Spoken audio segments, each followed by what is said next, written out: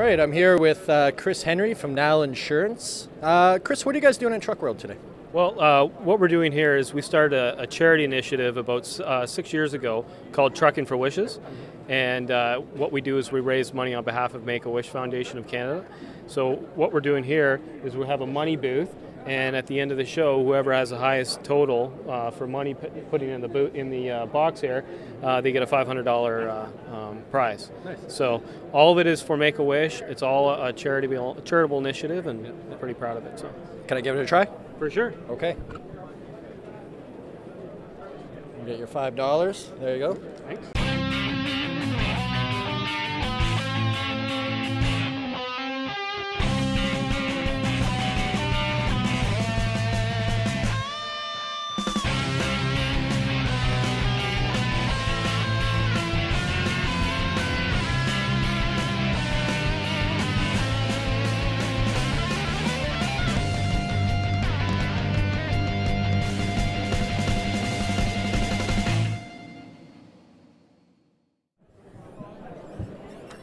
All right, and that's Trucking for Wishes.